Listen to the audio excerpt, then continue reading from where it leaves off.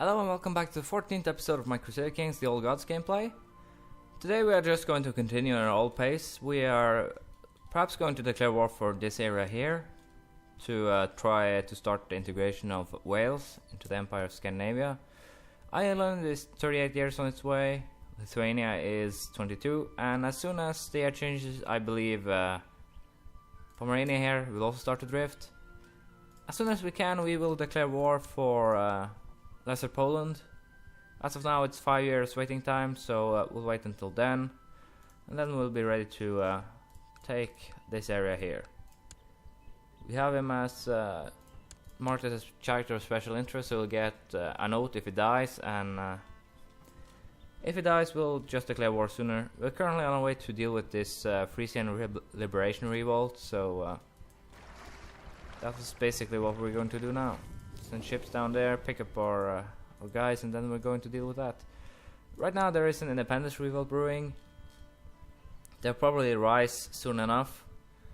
Depending on the size, I'll have to see if I'll accept a white peace, and then I believe I will still get the righteous imprisonment, so I can actually round them up later, and then take the titles. We'll have to see. So as of now, we'll just carry on. And as usual, I'll record when interesting thing has happened. These guys have just been beaten and taken down, so we'll just continue with a holy war for the Hobart straight away, so we'll just go on with that. The Englishmen just joined into the war. It didn't end up good for them. They sent 13,000 men against my 11,000 heavy infantry. They were crushed, so basically all I have to do now is siege and then wait for war to be done. These guys are actually at a stalemate, I believe, more or less, so now the war will perhaps end soon, so I'm tempted to wait until this siege is done, then go up and kill these guys. But as long as they are about even, I don't think there should be too much of a problem in that sense. Apparently I'm now known as the Great. Apparently it seems that fylkers cannot actually have nicknames, or they don't get shown, because before I've had a cursed one, now I have a great one, and it doesn't really get any nicknames, it seems, so that's a shame. It would be fun, but it doesn't really matter. They'll probably fix it soon enough, so it's not really a problem. It seems the Scottish guys are in trouble, so I'll probably have to send my troops up there and take down the Atholl ones. I'll have to see what I'll do. Right now I'm seeing that the Independence guy actually have a lot of people, and I'm starting to wonder why they aren't attacking, but I would put some of my... I would believe it's kinda due to the Holy War. Otherwise I guess some of the members are currently at war with each other, and that otherwise brings them down. So in order to avoid independence revolts, I'd say that a low crown authority can actually help pretty much, I guess. So I'll have to see. I'll probably keep it low for now and bring it up further down the line when my empire actually has gained probably these two. Pomerania started to drift 1 year in. Otherwise we are going to take Poland and probably Bohemia too, since it's not too big, and then we'll wait a little bit. And I see my guys are currently taking more land here, so perhaps I'll try and take Frisia too. And as it goes now, I'll probably end up taking a lot of land and have some huge independent revolts in the end, simply because we are taking more land than we actually can take. Since as it's going, my vassals will probably continue picking bits and chunks of both Scotland and England, so probably conquer them before time, and same down here, I guess. They haven't picked anything up more off here, I see. They took these two a very long time ago, but yeah, we'll see what they do. They have, as I said, started picking up here, so perhaps we will take Brittany and have it start merging into Scandinavia. I have to thank England in this war for actually joining in. It would take forever to actually occupy all of these three counties, since they have pretty good defenses, but thanks to England we have gained 51% simply from battles alone, so thanks for that. I'll send my troops home, I'll distribute the lands, and we'll just keep biding our time, waiting for opportunities to grab lands and so forth. This is still a part of Lotharingia, so I should probably have tried to snatch it, but it's just one county. If they want it, they'll take it themselves. They have the power to do so, and it would seem that they aren't trying. They are involved in another war. Yeah, right now they're fighting for the crown of Denmark. So let's see what they do. They'll probably take a bunch of lands on their own, so no complaints from me there. Not surprisingly, it seems that the war for Denmark just ended, or I would at least expect that it has ended, but it hasn't. They're wanting independence. I will not be blackmailed. The war starts in the middle, so I'll probably lose a year, or 2 years it will be then, since, yeah, a lot of people have risen against me. There is extremely much troops against me up here, so it'll probably take a while. The plan for, at least when I get independence revolts against, is at least at this size. I'll use these troops to just scurry around, take down the troops, and I'll raise my Levi's here to siege their counties. Right now I'm just going to raise the guys up here, simply because they're far away, and they can use the time to walk up to and form a few armies. So meanwhile I will use my troops to take them down. So until then, just as I start the battle, I actually get an upgrade to my tough soldier. I'm now a skilled tactician. It boosts my stats pretty much, so hopefully I'll be able to go another level up, but as old as this guy is, it doesn't really matter at this point. Finally, it seems that they're actually making some progress when it comes to converting their lands. This guy just converted Westfold, and hopefully he'll continue and take that one. I was starting to wonder if he actually took a second one straight away. Nope, someone else. As you can see, we're still stuck in Ireland with just 5 counties, and otherwise we're doing pretty good. So I am not really worried. This will probably take some time, and that's basically it. It should be actually easy to counter. This is a little bit of a problem though, because I believe Burgundy and otherwise, perhaps Aquitaine, will try to take these lands. As long as I don't lose Zealand, I don't really care, so it should be okay. This is actually a bit funny. The independent revolt actually ended because the guy I was fighting against died, so that's a bit anticlimactic. So we'll just despawn our troops and prepare, because I believe they will be able to declare a second revolt pretty soon, so that's a bit disappointing. The war was going in my favor, so wasn't really too much to worry about on that account. Still, it's a bit... yeah, I'm happy that we won, but I would actually have preferred to beat down the revolt here and now, because it would probably have stopped them from declaring another war once this guy dies, depending on how long he lives. So it's a meh victory in my case. However, it is preferable that he died before the changing of the year, so now I will actually continue, gain another year, not lose one, so that's great. This guy just finished his mission in Uppland. He actually it was actually pretty efficient considering how slow others have been before him. I'll have to change his job in January. These guys rise up in a liberation revolt against me. Don't like me much, so I'll just take them down. Then I'll have my army hang around here until I can take Lesser Poland, which is these 3 counties here. So yeah, I'll just hang around and wait. Something fun and weird at the same time just happened. Prince Orm of Scandinavia has declared a Munsterian prepared invasion of Greece on the Bavarian king. So basically what I've declared war for is are these 4 counties here. I don't know why in hell he would do that, but I can guarantee it will create trouble for me later. So hopefully he'll lose. Actually, he don't have that many men, so I think he should lose. Hopefully he will. If he wins that one, I will probably have trouble in independence revolts when these guys start creating trouble. Since the Scottish actually are in open revolt, I have decided to take Galloway too while I'm at it, and perhaps even Lothian too if it's possible after this war, should I win, that is.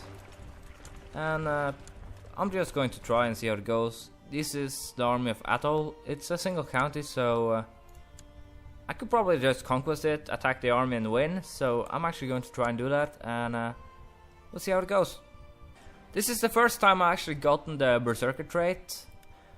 As the enemy draws near during the battle, an uncontrollable rage begins to swell within you. You firstly bite down on the edge of your shield in an attempt to devour it.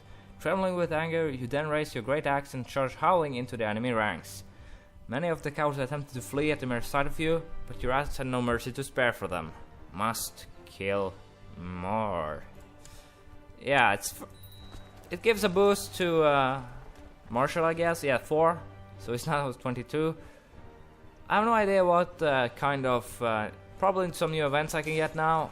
Hopefully it stays alive long enough to we can actually see some of them. The battle was actually won pretty quickly, I guess you could say. So I'm just going to move up to Atholl and let's see. Yeah, he is actually the one in charge. So I'm going to take Clydesdale first with the Duchy of Galloway. So I'll just try to do that, and if something... I was just about to say that if some fun events happen with the Berserker, I would let you know, but it seems I lost it again. Despite your best effort, you have thus far been cheated of a glorious death in battle. Sadly, you no longer have the endurance or constitution necessary to sustain your Berserker rage. Perhaps such thing are best left for the youth. Perhaps indeed. Well, that's kind of boring. So, sorry, no really checking out what you can gain with the Berserker rage, so I'll just keep going. This guy has actually broken free from Scotland, which is kind of amusing seeing as he's a Norse, both in culture and religion. I actually offered him vassalization, he'll accept it, so that's good, I guess. With a little luck we'll be able to take all of this too, and I should probably move my troops over and deal with this guy before he actually wins the war. I don't believe it's that far away. Yeah, I should go and deal with him straight away. So hopefully we'll be able to take more. I find it hilarious that I can get some freelance that easily, so we'll have to see. Perhaps some more people rise up. My former heir just died. Let's see. This guy, I wanted him to inherit, he died. He died a natural death, so unfortunately it won't be him. The best candidate is actually her, as she has decent stats, and I think even though she's a woman, things should go okay. I have no idea if we'll get a negative modifier for being woman, but usually you get, so I guess it'll be the same here.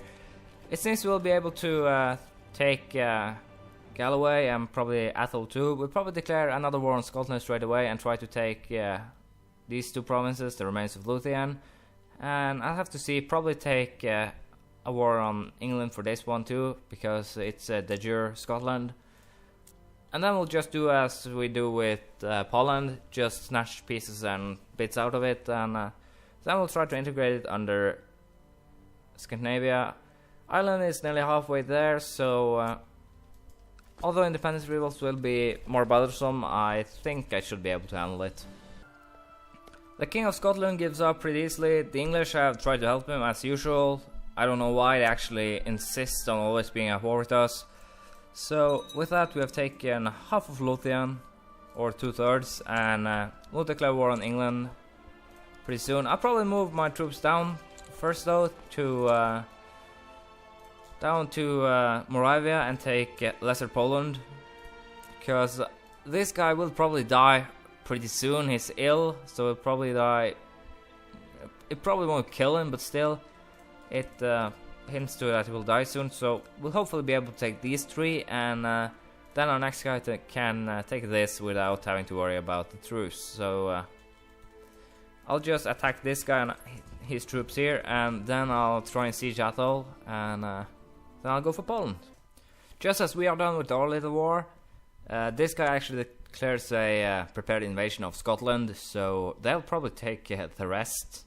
But I'll probably have to take this county from England myself, so it's nice that they do give a helping hand, so I can't complain on that, of course. There are 2 peasant revolts that I'll have to deal with, these guys and these guys down here, and then I'll go for taking the rest of Poland from Moravia. Just as I'm finally done with the peasant revolts, there is a liberation one up here. Still, nothing to worry about really, should be quickly dealt with, so I'll just get to that, then take the rest of Poland. Also realized that I'm pretty bad at giving updates on what's going on in the world otherwise. Aquitaine is still pretty much consolidating everything within France. So Champagne is rising up against them, I believe. No, West Francians are. They still have their little domain here. I believe they will probably soon join. Germany is having their own little war here. They are currently in the trouble for succession wars, claim war on their own. Italy has been pretty stable, haven't lost much, haven't taken much. The Byzantines are pretty stable too, not having too much problems. Seljuks seem to have become a little smaller. They're still keeping this area. They have lost the little lands they have here, but they still have... Sorry, it's not supposed to happen. They still have their 2 counties here. And again, probably because they pressed their armies, annoyingly enough. The Abbasids are still clinging it together and pretty much consolidating Spain at the moment. They're still at 100 decadence, so I can't really see why they aren't breaking apart. They should have by now. They are currently defending against a couple of peasant revolts and claim of Andalusia, and that's just him. This guy, just peasant revolts. One of my guys is currently raiding him, which I find fun. So on that, the Kingdom of Rus has appeared. This guy. So otherwise, it's still a little messy here. So Rus and Ruthenia will probably, along with either Cheremisa or Cumania, consolidate most of these lands here. Perm is probably also a candidate, but it would seem that they're kind of in trouble, even though they're winning their holy war against Cumania. So probably Perm instead of Cumania will take control up here. I will not be messing with them. My vassals will probably, they enjoy doing stuff like that. So it'll be fun to watch, see how things end up. If you compare this map to the 1066 map, there's really no resemblance at all. The closest thing you get is probably Aquitaine as France. Other than that, there ain't really much to resemble it to the 1066 start. This is a little bit of a surprise. These guys are Sunni, so but it's still holding their own down here. This is the Shia Caliph, I believe. Yeah, Shia Caliph. They are also doing good. Religion-wise, they are still breathing pretty small. Can actually do a look on the ledger for religion size. North is still the 4th biggest with 122 counties. We are have 100% moral authority. Sunni is the 2nd biggest with 194. Shia only has 10 counties, so that's not surprising really, considering they only have one country. The Tengri reformed a long time ago. They have turned all of their counties. I believe we still, there's still 3 on our side that we need to convert, so that should probably be interesting. The Tengri are still going strong, it seems, so Sumen Sunsko is also going strong. As you can see, the Slavics are slowly being eradicated, along with the Rumuva ones, so that's a bit boring. North is spreading within Ireland. Now there are 7 counties, so that's not too bad. Other than that, Old Norse, 1 of the 3 remaining. Where are the other ones? Let's see. I actually have no idea, so we'll probably just continue. Press on. I'm going to, as I said, I'm going to deal with this guy now, then take Lesser Poland. So until then, it would seem that my guy is nearing the end of his rope. He just became pneumonic, and he'll probably die from this. I can't really see how he would survive, so it will be interesting. If I'm lucky, I will be able to take Lesser Poland before he dies. Hopefully I will be able to do that, so I will be able to walk around the truce. So just hang in there, old guy. This is kind of hilarious. My sick old man has gained Berserker again, and he'll probably lose it just as fast, just for fun. So we'll see. Perhaps he is able to keep it this time. Nope, not surprisingly, he lost it just as soon as the war was over. So yeah, a bit boring. Yeah, he did die. We basically just got the war started. Other than that, nothing much happened. We basically just started the war for this. I managed to get my troops assembled. Other than that, nothing really happened. So we'll just go ahead and try to improve the intrigue. And also choose a new heir. If this guy was of my dynasty, I would probably have gone for him. I'll have to see what else there is. Double digits all along the line would have been nice, but those guys are pretty rare, so let's see what we have here. I'll actually go for this guy. He has decent stats. If he loses Craven, he will probably get... he has high stewardship, so it should probably be okay. I first thought he had Marshall, but he's okay. If he loses Craven, he'll have decent Marshall too, so I'll go with this guy for now. So I'll just do the usual stuff, rearrange the council and such, and then I'll get back to you after the war has been won. Another fun thing happened. This guy just declared war on the Bohemians, or Moravia, declared war for Bohemia. He's Akazar's sonny, so if he wins, he will not survive long. I guess it's one of these guys, courtiers, that has declared war. So it could be fun to see. If he succeeds, I'll probably try and snatch it from him. He actually decides to let go of the war after just me sieging 2 counties, so we'll accept that. We will disband our regular troops, get back in the boat, and move home. It seems that the guys that declare war on Scotland is actually doing good. They're just being slow, so to speak, so that's nice to see. I'll probably declare on England soon enough. I'll just wait a bit until my retinue has fully recovered and save a bit of money. So yeah, I'll just keep going. Let's see how we're doing here. Wales have started. They're 6 years on the way. Ireland is still nearly there. So as you can see, around between 1080 and 1120 we'll probably integrate both Lithuania and Ireland, which should allow me to take all of Britannia and probably Frisia and perhaps West Francia too. I'll have to see. Germany perhaps instead, simply because it will give us continuous lands. Also, I have to consider if I want to take down to Bavaria and keep the line here. So we'll have to see. Once the time comes, I'll also declare war on the Byzantines. I believe I will get holy war on them too. Right now I just have conquests, so we'll wait and see. I'll probably not go much eastwards, as the Mongols will sooner or later arrives, so I'll probably consolidate power in the west. I do not have Sunset Invasion, so I will not have the Aztecs coming.